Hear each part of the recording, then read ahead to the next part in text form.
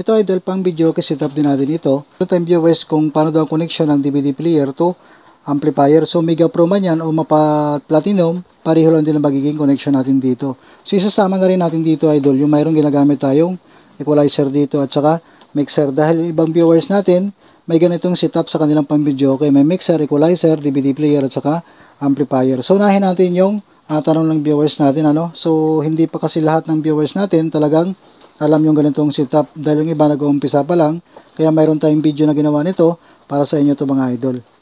So dito idol sa ating DVD player to amplifier, so napaka basic na lang ito lalo pag alam na natin. So lahat naman tayo nag-umpisa sa walang alam. So ang gagamitin lang natin dito, male RCA o dual male RCA.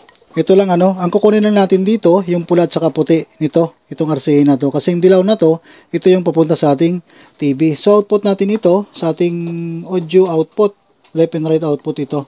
Ito ngayon yung connection sa ating TV, itong pinakadilaw niya. So ito ngayon idol, yung output natin dito sa ating DVD player, dito natin siya ilagay sa ating audio input ng ating amplifier. Sa ibang amplifier idol, mayroong nakalagay na selector A at saka selector B. Pero sa ibang amplifier ganito, may apat siya na audio input. So kung ano nakaselect dito sa ating amplifier, so halimbawa kung nakaselect ito sa CD tayo mag-input ng ating audio input dito. Ayan. So yan ang magiging connection natin kapag DVD player, Platinum man yan, or Mega Pro sa ating amplifier. So ngayon idol, magdadagdag tayo dito ng ating equalizer para sa mga viewers natin na kung paano daw kung mayroong equalizer na ginagamit dito sa ating pang-video. Okay, so i-add natin ito para alam din ng ibang viewers natin. So kapag mayroon na tayong equalizer dito ginagamit, papalit tayo ng connector idol, magbabago tayo ng connector. So ito lang connector na gagamitin natin dito.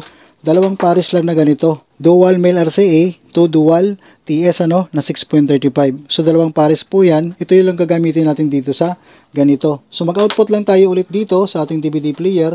Left and right output lang yan.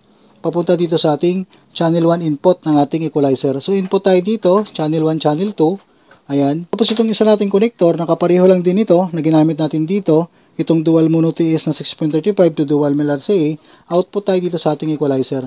Left and right or channel 1, channel 2 lang din siya.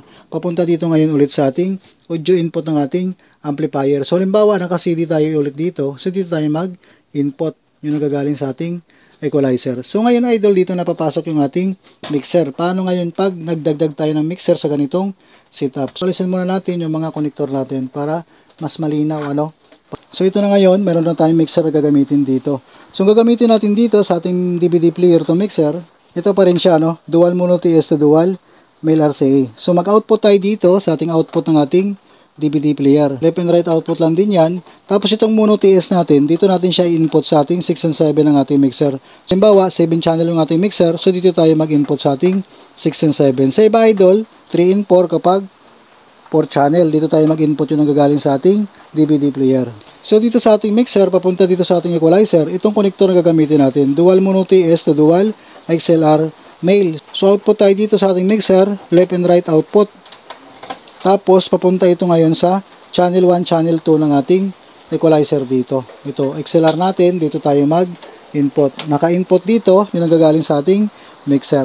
Ito na ngayon yung isa nating connector na dual mono TS to dual male RCA. Ito na ngayon gagamitin natin sa output ng ating port channel 2 at saka channel 1. Papunta na ngayon ito sa ating amplifier. Kung halimbawa naka-CD input pa rin tayo dito, dito pa rin tayo mag-input ng ating connection, yun ang gagaling sa ating equalizer. So ganoon lang siya idol, So napakadali lang yung connection na ginawa natin dito. Kapag mayroon tayong mixer o may idadagdag tayo na equalizer dito sa ating DVD player to amplifier. So tandaan yung ating mga connector idol na ginamit dyan para mas madali nyo masundan.